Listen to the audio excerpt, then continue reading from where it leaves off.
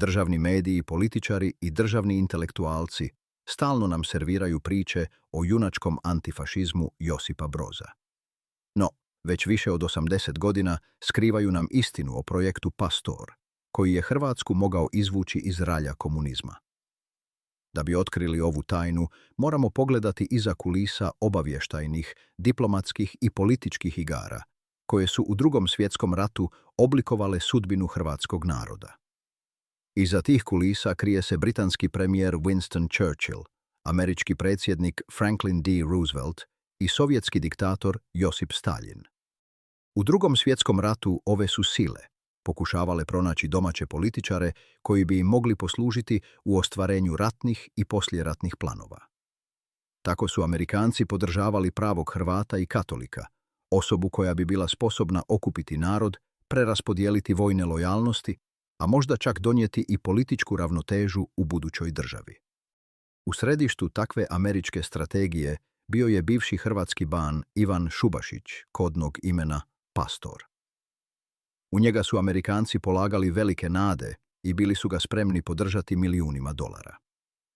Američki plan je bio jasan i konkretan.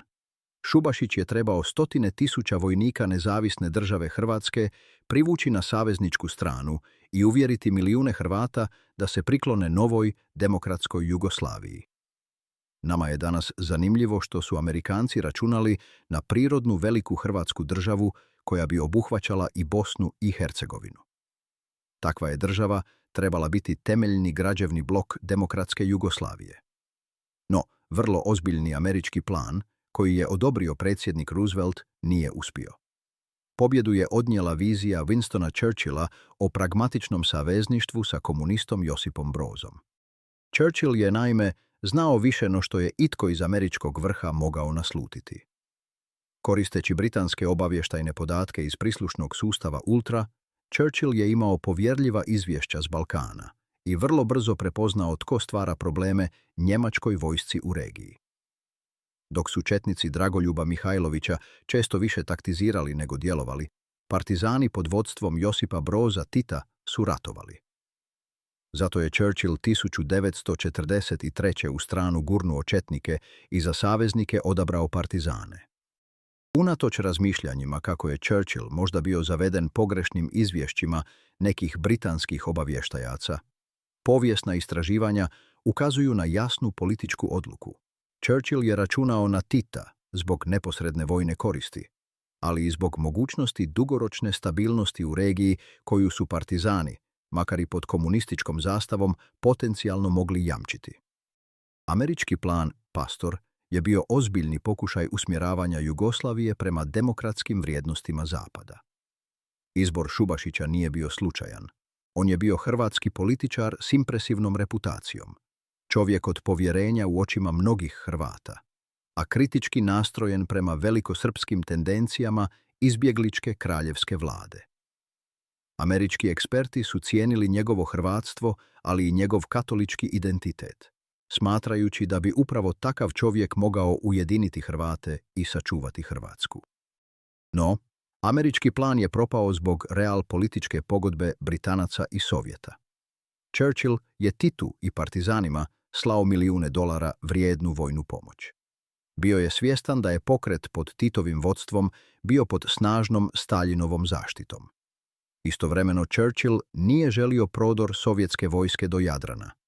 Zato je sklopio zakulisnu pogodbu sa Staljinom.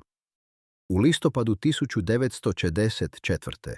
Churchill je na komadiću papira napisao podjelu sfera utjecaja na Balkanu.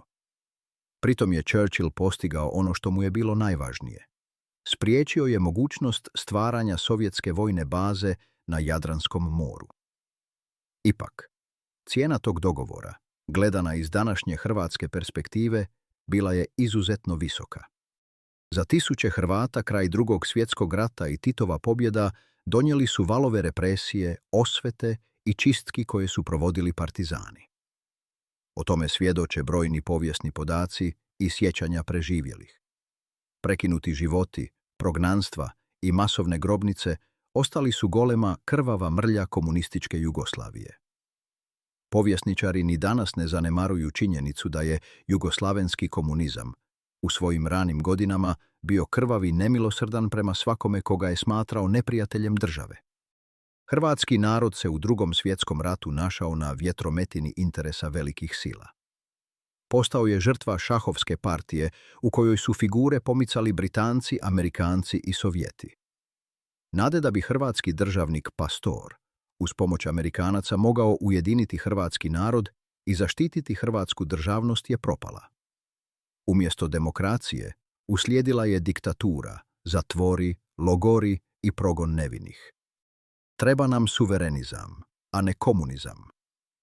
Gledajući unazad, jasno je kako je sudbina Hrvatske određena mimo volje njezinih ljudi. U labirintu strateških procjena, pragmatizma i hladnog interesa, osobne sudbine i snovi Hrvata postali su tek fusnota velikih pregovora i dogovora. Povijest pamti te događaje ne kroz imena i datume, već kroz osjećaj gubitka, nostalgične zapise o slobodi, strahu i nepravdi koja se prenosi u pričama i sjećanjima do danas. Zato današnja europska Hrvatska treba zaustaviti jugoslavensku komunističku propagandu i okrenuti se suverenističkoj katarzi. To je jedini put u slobodnu i demokratsku budućnost.